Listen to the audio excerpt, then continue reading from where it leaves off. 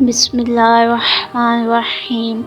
نماز کی اہمیت۔ آپ صلی اللہ علیہ وسلم کی حدیث ہے، میری اور میری امت کے درمیان ایک کمٹمنٹ ہے۔ محدثین لکھتے ہیں کہ اللہ کے رسول کہنا چاہ رہے ہیں، میری اور میری امت کے درمیان شفاعت ایک کنڈیشن پر مبنی ہے۔ میری اور میری امت کے درمیان کمٹمنٹ نماز کے بیس پر ہے۔ جس نے اس کو ترک کر دیا اس نے کفر کیا۔ یعنی کفر کیسے کیا؟ نماز تو چھوڑی نہ شکری تو کی ہی کہ اسلام کا احساس تو نہ کیا، لیکن اس نے شفاعت سے بھی خود کو محروم کر لیا، جو آخرت میں اللہ کے رسول صلی اللہ علیہ وسلم کے ذریعے امت کو دی جائے گی۔ آپ کی وصیت کیا ہے؟ الفاظ الصلاۃ الصلاۃ الصلاۃ، اور پھر کہا معاشرے کے جو کمزور طبقہ ہے ان کے معاملے میں اللہ کا تقوی اختیار کرنا۔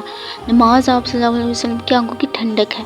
حضرت عمر فجر کی نماز میں تھے جب آپ کو سٹیپ کیا گیا تو آپ گرے تو سب کی نماز ٹوٹ گئی۔ حضرت عمر اپنی نماز مکمل نہیں کر سکے، فوراً طبیب کو بلایا گیا۔ طبیب نے آ کر ان کے زخم کو بھرنے کی کوشش کی لیکن بے سود، وہ بڑھ نہیں رہے تھے۔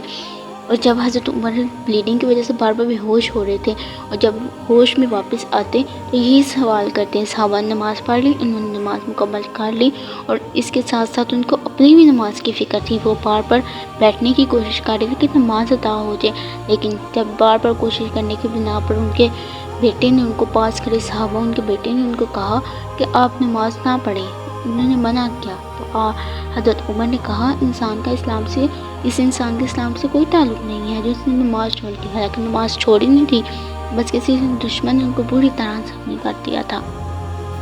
اور آج کل ہمیں دیکھ لیں، ہم لوگ چھوٹی سی چوٹ لگنے پر یا پھر کوئی کام آنے پر یا پھر تھوڑا سا زندگی میں مصروف کر رہے کام میں مصروف میں ہم نماز اپنی چھوڑ دیتے ہیں۔ ان کو دیکھیے، صحابہ کو دیکھیے، اپنے پیارے رسول کو دیکھیے، انہوں نے کبھی ان کی نماز ضائع نہیں کی گئی ہے، کبھی ان کی نماز ایسے نہیں ہوا ہے کہ وہ نماز نہ پڑھیں۔ ہماری نماز قضا ہو جاتی ہے اور ہمیں پتہ بھی نہیں چلتا، ہم دنیا کے کاموں میں اس طرح گم ہو جاتے ہیں۔